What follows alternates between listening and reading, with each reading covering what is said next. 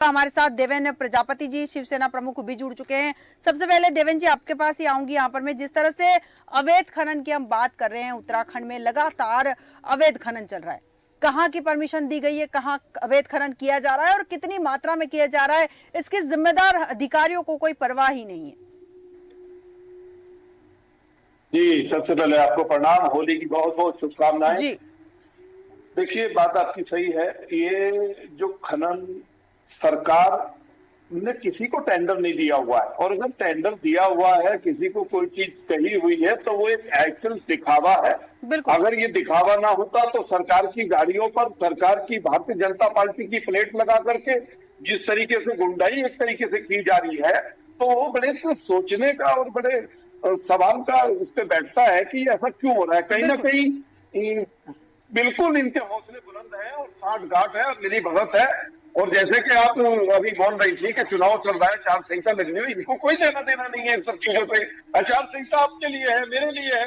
मैं अगर होली मिलन कार्यक्रम करूंगा तो उसके लिए मुझे आचार डिपार्टमेंट से परमिशन लेनी होगी। ये खनन कर सकते हैं, ये भाजपा की प्लेट इनका जो है एक लाइसेंस है, वो गाड़ी पे लगा करके सारे अवैध काम ये कर सकते हैं। और चुनाव के अंदर पैसों की व्यवस्थाएं बनती है, जरूरत पड़ती है पैसों की। ये आपकी जानकारी के लिए मैं बता रहा हूँ। इस करके आंख बंद करके सारी चीजें चल रही है। कानून को और जो मानक है उनको ताक पे रखकर सारी व्यवस्थाएं, मतलब कोई शब्द मैं नहीं बोल सकता, सारी व्यवस्थाओं को अनदेखा करके ये सब चीजें चल रही है। ठीक है देवेन जी, सारी व्यवस्थाओं को ताक पर रखकर ये चीजें चल रही है, लेकिन एक बड़ा सवाल यहाँ और उठता है कि आचार संहिता लागू हो गई। आचार संहिता के पहले की अगर हम बात करें तो कार्रवाई को लेकर अधिकारी डरते थे कि कहीं ना कहीं नेताओं का प्रेशर होता था, जिम्मेदार मंत्रियों का प्रेशर होता था। आचार संहिता के दौरान सारे अधिकार अधिकारियों के पास होते हैं, मंत्रियों के हाथ में कुछ नहीं होता। ऐसे में अब तो जिम्मेदार अधिकारी कार्रवाई कर सकते हैं। पहले कहाँ डरते थे अधिकारी? आपके चैनल के माध्यम से खनन को लेकर के मैं आज 5वीं 7वीं बार आया हूँ। कौन सा अधिकारी आप मुझे बताइए, अपनी आपका पूरा देश देख रहा है आपका चैनल, और तो आप मुझे बताइए कोई एक अधिकारी का नाम बताइए जो अपना समष्टीकरण और सफाई देने के लिए आपके चैनल पे बैठा हो। बिल्कुल, ये डर नहीं है, कोई डर नहीं है। आप लोगों ने इतना अच्छा इस सारे सिस्टम में जो है मुद्दे उठाए हुए हैं। आज अगर हम इसी तरीके से खनन होता रहा तो मैं आपको दावे से कहता हूं कि वो दिन दूर नहीं है जब हरिद्वार के गांव बाढ़ के पानी में बह जाएंगे। और ये व्यवस्थाएं इनके लिए वो भी मैं समझता हूं कि एक अच्छी चीज होगी, क्योंकि ये उसमें भी अपनी कमाई का साधन ढूंढेंगे। बिल्कुल जी, बिल्कुल, बहुत सही बात कही आपने कि उसमें भी अपनी कमाई का साधन ढूंढेंगे। देवेन जी, आपने एक बात बहुत अच्छी करी कि जिम्मेदार अधिकारी जो है ध्यान नहीं दे रहे, आज तक अपनी जिम्मेदारी समझने को तैयार नहीं है। क्योंकि हमने भी कई बार उनसे चर्चा करने की कोशिश की और उनसे संपर्क करने की कोशिश की, लेकिन सबसे बड़ा सवाल यहाँ यही आता है कि जिम्मेदार अधिकारियों को पता है कि जवाब देना पड़ेगा, इसलिए वो कई बार हमसे कनेक्ट होने से भी चूकते हैं। इस वक्त हमारे साथ अर्चना ढिंगरा जी भी जुड़ चुकी है। अर्चना जी, जानना चाहूंगी कि केक की रिपोर्ट आने के बाद में बहुत सारे खुलासे हुए, अवैध खनन लगातार जारी है। कई बार कई कार्यक्रमों के माध्यम से जिम्मेदार अधिकारियों को अवगत कराया, नेताओं को अवगत कराया, लेकिन कार्रवाई बिल्कुल नहीं हुई। स्थिति जस की तस है। क्या लगता है कि जिम्मेदार अधिकारी लापरवाह है या फिर कार्रवाई करना ही नहीं चाहते? जी, जैसा कि मैं आपको बताना चाहूंगी कि यहाँ अधिकारी तो गैर जिम्मेदार है ही, साथ में कहीं ना कहीं इसमें नेताओं का हाथ नजर आ रहा है। क्योंकि आज देखा जा रहा है कि हर एक गाड़ी पर भाजपा का झंडा लगाकर लोग खनन माफिया जो अपने आप को नेता बन रहे हैं और खनन करवाते नजर आ रहे हैं। जी नमीसा जी, बिल्कुल बिल्कुल कि यहाँ पर गाड़ियों पे झंडा लगा के और वो कहीं ना कहीं बचने की कोशिश करे, लेकिन इस बात की अर्चना जी कोई गारंटी तो नहीं है कि वो झंडा फर्जी लगाया। हो सकता है कि वो भारतीय जनता पार्टी के कार्यकर्ता ही हों। जी बिल्कुल, जैसा कि डांडी चौक की मामला सामने आ रहा है। यहाँ पे जो खनन माफिया है खुद अपने आप को भाजपा का कार्यकर्ता बताता हुआ नजर आ रहा है, जिस पर हम मोहित है। जी बिल्कुल बिल्कुल अर्चना जी, सही कहा आपने। देवेन जी, आपके पास आऊंगी। एक तरफ बात ये चल रही थी कि गाड़ी पे झंडा लगाया जा रहा है, कहीं ना कहीं भारतीय जनता पार्टी को बदनाम करने की कोशिश है, लेकिन सवाल यहाँ ये भी उठता है कि हो सकता है कि वो गाड़ी भारतीय जनता पार्टी की ही हो, और अगर वो गाड़ी भारतीय जनता पार्टी की नहीं है तो आपको नहीं लगता है कि पार्टी को या पार्टी के जिम्मेदार कार्यकर्ताओं को मैदान में आकर इस बात पर आवाज खुद से उठानी चाहिए कि आप पार्टी को बदनाम करने की कोशिश ना करें और उन पर कार्रवाई करनी चाहिए? नहीं, देखिए ऐसा है, मैं नहीं समझता, ये कॉमन सेंस की बात है। कोई भी व्यक्ति किसी भी उसी का झंडा लगाएगा जिससे वो जुड़ा हुआ होगा। बिल्कुल। ये कॉमन सेंस है, इसको कहा नहीं जा सकता। ऐसा इसको हो ही नहीं सकता कि ये लोग भारतीय जनता पार्टी के लोग जुड़े हुए ना हो और इनकी साठगांठ ना हो। मेरे पास ऐसी ऐसी वीडियो है, मैं आपके चैनल के माध्यम से, क्योंकि मुझे आपका चैनल बहुत पसंद है, खुले प्रगत रूप से आपका चैनल बात रखता है, तो मैं ये बहुत आज भी मैं बहुत जरूरी कार्यक्रमों में था जिसमें से मैं टाइम निकाल करके आया। मुझे अच्छा लगता है आपके समक्ष बैठना। मैं आपको बताऊं कि मेरे पास ऐसे भी प्रमाण हैं जिसमें लोग खनन माफिया, स्टोन क्रेशर वाले ये बोल रहे हैं कि हमारा तो पैसा जाता है ऊपर तक। तो ये व्यक्ति ऐसा नहीं बोल सकता, कोई व्यक्ति अगर उसको थोड़ी सी उसकी व्यवस्थाएं हैं, पहुंच रही है, तो ही वो पैसा बोलेगा, अन्यथा किसी के अंदर इतनी हिम्मत नहीं है जो वर्तमान चलती हुई सरकार पे इस तरीके की उंगली उठा दे। और यदि उंगली उठ रही है, गलत उठ रही है, यदि गाड़ी के ऊपर प्लेट गलत लिखी हुई है, तो मैं समझता हूं कि उससे सरकार की जिम्मेदारी बैठती है कि उस पर कार्रवाई करे, उस गाड़ी को सीज करे। बिल्कुल, बहुत सही बात कही आपने कि यहाँ सरकार की जिम्मेदारी बनती है, अगर आप सही हो, और जिम्मेदारी बनती है फिर कि उस बात को सही साबित करना चाहिए और जो गलत है उसके खिलाफ आवाज उठाना चाहिए। अर्चना जी, आपके पास आऊंगे। इस मामले में आपने जिम्मेदार अधिकारियों से बात करने की कोशिश की, उनका क्या कहना है? जैसा कि मैंने उनसे बात करने की कोशिश की, वो अधिकारी बस यही कहते हुए नजर आ रहा है कि अभी हम इलेक्शन में बिजी है। कुछ अधिकारी तो यहाँ पे अपना पल्ला झाड़ते हुए नजर आ रहा है कि इलेक्शन में बिजी है। कई अधिकारियों का प्रजात ऑफिस में ताला लगा हुआ नजर आ रहा है।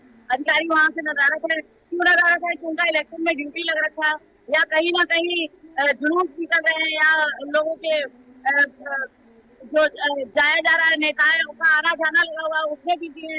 लोग आजकल इसमें व्यस्त नजर आ रहे हैं, इसलिए वो उसको ध्यान देना ही नहीं चाह रहे हैं। संज्ञान में डालने के बाद भी वो इस पर कार्रवाई नहीं करना चाह रहे हैं। जी बिल्कुल अर्चना जी, मानना है कि अभी इन्होंने जो हमारा खनन विभाग है, खनन विभाग ने प्राइवेट कंपनी को ही कर दिया है कि इसको अब प्राइवेट कंपनी ही चलाएगी खनन।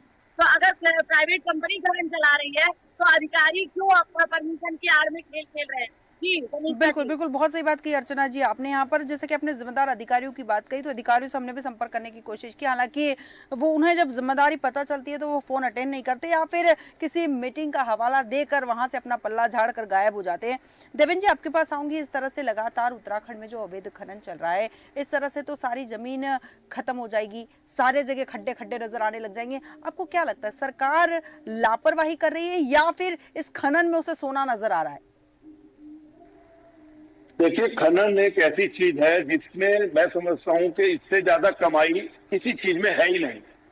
अगर मानक अनुसार को खनन कराया जाए तो कमाई कुछ नहीं है, और अगर मानक को ताक पे रख के खनन कराया जाए तो उसमें भरपूर पैसा है, भरपूर कमाई है। और ये जो इनके गुर्गे लगे हुए हैं और जो जिनको भारतीय जनता पार्टी में कुछ लोगों, मेरी नॉलेज में है कि जिम्मेदारी की दी हुई है और ये लोग उस चीज को काम कर रहे हैं, ये तो गुर्गे नहीं है, ये एटीएम है सरकार का।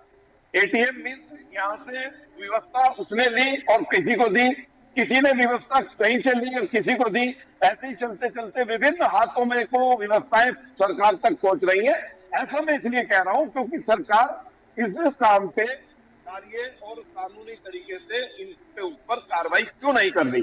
जैसे मैंने आपको कई बार आपके चैनल के माध्यम से कहा कि आज अगर आप हरिद्वार का हिसाब किताब उठा करके देखें तो खनन से भरे हुए, माल से भरे हुए वाहनों से कई लोग मर गए हैं, एक्सीडेंट हो गया है। उसकी वजह क्या है? उसकी वजह है ये 2 नंबर का खनन ला रहे हैं, 2 नंबर का सामान ला रहे हैं और हवन दबड़ तरीके से चलते हैं और सड़क पे चलने वाले कीड़े मकोड़ों की तरह आदमी को रौंद देते हैं, जिनके परिवार से एक बच्चा चला जाता है मैडम, मैं समझता हूँ उसके परिवार से उसके घर की रोटी चली जाती है। ये सोचने का विषय है। बिल्कुल बिल्कुल, बहुत सही बात कही आपने। यहाँ पर एक तरफ जैसे कि आपने जिक्र भी किया है कि सड़कों पर अवैध खनन के डंपर दौड़ते हुए नजर आते हैं, इस पर भी कार्रवाई नहीं करी जाती है, कहीं ना कहीं प्रशासन लापरवाह नजर आ रहा है। अर्चना जी, आपके पास आऊंगी। यहाँ पर मैं जिस तरह से अवैध खनन की हम बात कर रहे हैं, अवैध खनन को लेकर अवगत कराया अधिकारियों को, उन्होंने नहीं सुनी, ठीक है, लेकिन ये अवैध खनन के डंपरों से जो एक्सीडेंट होते हैं, इन्हीं मामलों में अगर चाहती तो सरकार या जिम्मेदार अधिकारी संज्ञान ले लेते, जैसा कि देवेंद्र जी ने भी कहा। लेकिन बावजूद इसके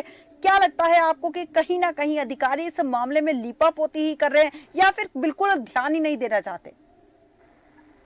जैसा कि मैं बताऊंगी आपको कि अधिकारी तो बिल्कुल आंख मूंदे पड़े हुए हैं, इस तरफ कोई ध्यान नहीं दे रहे हैं। अगर डंपर से अभी कुछ दिनों पहले भी डंपरों द्वारा ही एक्सीडेंट हुए, बहुत सारे, एक दिन से शराबा मचता है, दूसरे दिन वो बात को दबा दी जाती है, या जिस तरीके से लेन देन का मामला होता है ऐसा कुछ नजर नहीं आता। सामने दिखावे हाथी के दांत खाने की कुछ और, दिखावे की कुछ और होते हैं। यहाँ पे मामला को दबा दिया जाता है। डंपर भी वही दौड़ती नजर आती है, ओवरलोडिंग भी वैसी ही दौड़ती नजर आती है। ना ही परिवहन विभाग इस पे ध्यान दे रहा है, ना ही खनन विभाग इस पे ध्यान दे रहा है। और देखा जाए तो पहाड़, जो हमारा पहाड़ है ऊपर की तरफ और नीचे की तरफ जो खुदाई हो रही, जैसा कि हरिद्वार में जिस तरह से बिल्कुल खनन हो रहा है, ये एक तरह से आपदा को बुलावा देना हो रहा है। बिल्कुल जिस तरह से हरिद्वार पूरा खाली किया जा रहा है खनन के द्वारा, इस तरह से देखा जाए तो आगे बहुत बड़ी आपदा आने की संभावना है। जी धर्मिष्ठा जी। बिल्कुल बिल्कुल अर्चना जी, सही कहा आपने कि आपदा को निमंत्रण दिया जा रहा है और कई बार प्रकृति कहती भी है कि प्रकृति के साथ खिलवाड़ करोगे तो प्रकृति छोड़ेगी नहीं। उसके बावजूद आम इंसान या फिर कहें कि लालचखोर इंसान अवैध खनन कर कर लगातार प्रकृति को हानि पहुंचा रहे हैं और प्रकृति को हानि पहुंचाने का खामियाजा केवल उन खनन अधिकारियों को या खनन माफियाओं को नहीं, सभी को भुगतना पड़ेगा। देवेंद्र जी, आपके पास आऊंगी। यहाँ पर प्रकृति की बात निकली, अवैध खनन किया जा रहा है। 2023 में केक की रिपोर्ट आई, उसने चौंकाने वाले खुलासे किए हैं, बावजूद इसके कोई ध्यान देने को तैयार नहीं। प्रकृति के साथ लगातार खिलवाड़ किया जा रहा है। क्या लगता है कि किसी दिन प्रकृति ने जो रौद्र रूप दिखाया है, तो आपको लगता है कि खनन माफिया के साथ साथ आम जनता भी उसकी गिरफ्त में आ जाएगी उस वक्त? खनन माफिया तो कहीं गिरफ्त में नहीं आएंगे उसकी। खनन माफियाओं ने तो खनन कर करके इतने बड़े लंबे चौड़े अपने काफिले, अपने मकान बना लिए हैं, वो तो बहुत ऊपर बैठे होंगे। लेकिन जो खनन माफियाओं ने खनन करने वाले मजदूर लगा रखे हैं, जो गरीब मजदूर हैं, जो अपनी दो पैसे के लिए, उन्हें ये नहीं पता कि वो 2 नंबर का काम कर रहे हैं कि 1 नंबर का काम कर रहे हैं। यदि आपदा की चपेट में आएगा तो वो मजदूर आएगा, यदि आपदा की चपेट में आएगा तो हमारे हरिद्वार के जो ग्रामीण लोग हैं वो आएंगे। यदि आपदा के चपेट में आएगा तो भाजपा के, मैं समझता हूँ भाजपा को इस बात को, मेरी आपके चैनल के माध्यम से आप भाजपा तक ये बात जानी चाहिए कि अगर आपदा की चपेट में आएगा तो आपका कार्यकर्ता आएगा। यदि भाजपा की चपेट में आएगा तो हमारा समाज आएगा, हमारे कितने लोग मर जाएंगे, कितनी व्यवस्थाएं खराब हो जाएंगी, ये सोचने का विषय है। खाली कमाई और पैसा ही बहुत कुछ नहीं होता, इन सब चीजों को देखना चाहिए। वास्तव में यदि खनन इसी तरीके से होता रहा, जेसीबी से गड्ढे हो रहे हैं, अभी हमारे यहाँ मेरे पास कुछ खबर आई थी गांव की तरफ से कि वो खेत से लगे हुआ खेत पूरा खोद दिया रातों रात। तो खनन खेत वालों ने उस पर बहुत धरने दिए, प्रदर्शन दिए, मेरे पास भी आई। मैंने भी कुछ अधिकारियों से बात करी तो अधिकारियों का कहना है ठीक है देखेंगे, मैं दिखवाता हूँ, मैं करता हूँ, मैं करवाता हूँ, बस ये सब है, इसके अलावा कोई चीज नहीं है। आश्वासन भी अधिकारी, भारतीय जनता पार्टी के ऐसे अधिकारी, भ्रष्ट अधिकारी बैठे हैं, वो हमारे जैसे को, मैं जिम्मेदार व्यक्ति हूँ, शिवसेना का प्रदेश अध्यक्ष हूँ, लेकिन वो मुझे भी संतुष्ट नहीं कर सकते, तो वो जनता को क्या संतुष्ट करेंगे? और जो गलत चीजें चल रही हैं उन पे क्या अंकुश लगाएंगे वो? बिल्कुल बिल्कुल, बहुत सही बात कही आपने कि क्या क्या अंकुश लगाएंगे जब जिम्मेदार अधिकारी जो हैं आपकी नहीं सुन रहे हैं, जो अच्छे पद पर बैठे हैं उन लोगों की नहीं सुनते, तो आम जनता की क्या सुनेंगे? अर्चना जी, आपके पास आऊंगी। यहाँ पर मैं, अगर हम अवैध खनन की बात करें, जैसे बड़े अधिकारी जो है आश्वासन के नाम पर कहते हैं कि खाली दिखवाएंगे, जैसे कि देवेंद्र जी ने भी कहा, ऐसे में आम जनता कई बार कोशिश करती है सच बोलने की, इस मामले को उठाने की, तो आपको क्या लगता है कि आम जनता की सुनी जाती होगी या फिर उन्हें भी डरा धमका के या फिर कई बार किसी वारदात को अंजाम दे दिया जाता होगा? जी बिल्कुल, आम जनता को तो छोड़िए निशा जी, मैं आपको बताना चाहूंगी कि अगर कोई, अभी कुछ दिनों पहले की बात है कि अवैध खनन पर ही 2-3 पत्रकारों द्वारा बात को बढ़ावा दिया गया था कि अवैध खनन को रोका जाए, तो उन पत्रकारों को जेल के पीछे कर दिया गया। और यही खनन यहाँ नहीं, हरिद्वार ही नहीं, पूरे उत्तराखंड में अवैध तरीके से खनन चल रहा है और यहाँ आम जनता की क्या, किसी की कोई सुनवाई नहीं है। आम जनता तो इतनी डरी हुई है कि बाहर मीडिया के सामने आने से भी डरती है। उनके आंखों के सामने रातों रात खनन हो रहा है तो भी वो बोलने से घबराती है कि कल को माफिया द्वारा हम मरवा दिए जाएंगे, इसलिए हम खनन पर कुछ नहीं बोलना चाहते हैं। बिल्कुल बिल्कुल अर्चना जी, सही कहा कि कौन अपनी जिंदगी के साथ खिलवाड़ करेगा। जब अधिकारी सुनने को तैयार नहीं, पुलिस प्रशासन सुनने को तैयार नहीं, सरकार सुनने को तैयार नहीं, तो लोग क्यों रिस्क लेंगे? देवेंद्र जी, अंतिम प्रतिक्रिया चाहूंगी आपकी। आपको क्या लगता है, सरकार को इस ओर ध्यान देने की आवश्यकता है? क्योंकि लापरवाही की भी हद होती है, लापरवाही की यहाँ लिमिट खत्म हो चुकी है। आपके चैनल के माध्यम से सरकार को थोड़ी सी दिक्कत परेशानी जरूर होती है, क्योंकि आप इस तरीके के मामले उठाते हैं। मैं अपनी अंतिम प्रतिक्रिया में ये बोलना चाहूंगा कि जब एक चाकू से मर्डर होता है तो मैं सरकार से आपके देश न्यूज के माध्यम से पूछना चाहूंगा, जब एक चाकू से मर्डर होता है तो क्या उस चाकू को फांसी दी जाती है क्या? बिल्कुल। ट्रैक्टर ट्रॉली से खनन हो रहा है, ट्रैक्टर ट्रॉली से खनन हो रहा है, और जब वो खनन रोका जाता है तो ट्रैक्टर ट्रॉली सीज की जाती है, ट्रैक्टर ट्रॉली पे जुर्माना लगाया जाता है। क्यों? ट्रैक्टर ट्रॉली का क्या कसूर है? उस व्यक्ति पे कार्रवाई क्यों नहीं होती जो खनन करके ला रहा है, जो उस ट्रैक्टर को चला के ला रहा है? कुछ कार्रवाई उस आदमी पे को फांसी क्यों नहीं चढ़ाया जाता? उस आदमी पे कार्रवाई क्यों नहीं होती? बिल्कुल। क्योंकि उस आदमी को इसलिए छोड़ा जाता है जिससे वो अपने ट्रैक्टर मालिक के या खनन मालिक के पास जाए और इनके लिए व्यवस्था लेकर के आए। उसके बाद ये जो है थोड़ा सा राजस्व में चालान के माध्यम से काटते हैं और ज्यादा से ज्यादा अपनी पेट भरते हैं, अपनी जेब भरते हैं, और आगे सरकार की व्यवस्थाएं जो भी है, यदि मेरी बातें गलत हैं, यदि सारे लोग ईमानदारी से खनन कर रहे हैं, तो मैं उनसे एक ही बात पूछना चाहता हूं, प्लस इस सरकार से पूछना चाहता हूं कि देश न्यूज चैनल पे आए, बैठे, अपने जिम्मेदार व्यक्ति को बिठाएं, बिल्कुल। देश न्यूज चैनल के जो एडिटर है उनके सवालों का संतुष्टि से जवाब दें। बिल्कुल बिल्कुल बिल्कुल देवेंद्र जी, बहुत गलत है, सरासर गलत है। बहुत अच्छी बात कही आपने कि अगर वो सही है और ईमानदारी से खनन कर रहे हैं तो कहीं ना कहीं सामने आकर बात करे, जवाब दे, मीडिया के सवालों का जवाब दे। हालांकि यहाँ जवाब देना तो दूर की बात है, वो यहाँ पल्ला झाड़ते हुए और भागते हुए नजर आते, क्योंकि हमने कई बार उनसे संपर्क करने की कोशिश की है लेकिन वो हमसे जुड़ना ही नहीं चाहते। रीजन सबसे बड़ा यही है कि कहीं ना कहीं जवाबदेही बनती है। अर्चना जी, देवेंद्र प्रजापति जी, बहुत बहुत धन्यवाद हमारे साथ चर्चा